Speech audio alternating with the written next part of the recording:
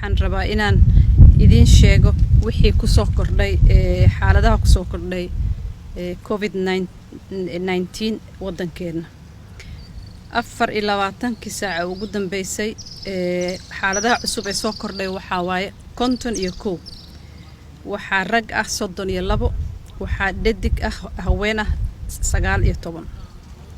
haddaan fiirino da'da dadka laga helay meelaha ay kala joogaan horta Banaadir waxa jooga 37 Puntland waxa jooga 12 Galmudugna waxa laga helay 2 qof oo zaa'id ah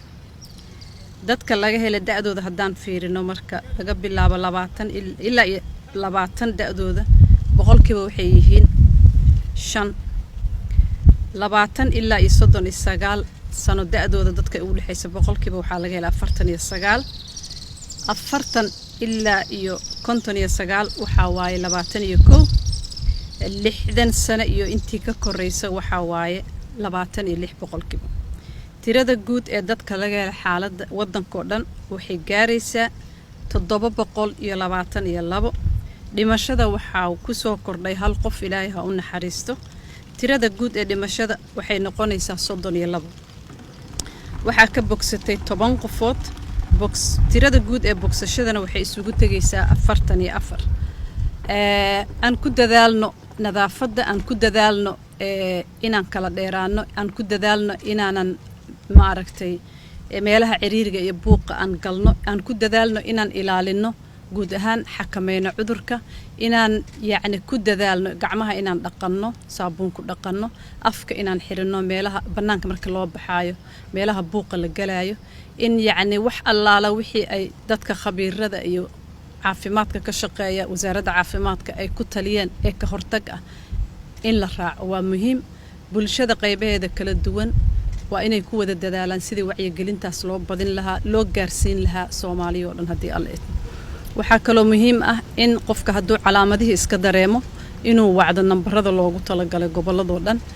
ee uu ka helayo waano iyo sidii loola dhaqmi lahaa waxyaalaha uu ka cabanayo waa muhiim in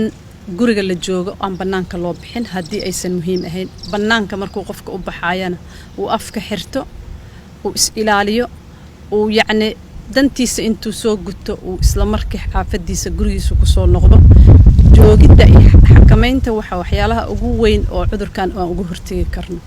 tirada waa sii badanaysaa waxaad fahmaysiin in bulshada dhexdeeda uu fiditaanka sii badan yahay waxa jira xaalado badan oo kor lagala socdo oo aan la xaqiijinin laakiin la tuhunsan yahay inay dadka qabaan ama ay u geeriyoodeen waxaan isku dayeynaa ka dawlad ahaan wasaaradda caafimaad in aan badino sidii awoodii baaritaan ee shaybaarka si loo ogaado cadadda inta uu gaaray looga qaato cabir bulshadeena sidoo ugu fidaa walaalayaal aan isugu dardaarno ilaan Ilaahay ka cabsano ilaan Ilaahay barino iyo inaan sameeyno wax allaala wixii tala ah oo aan cudurkan ku xakameynayno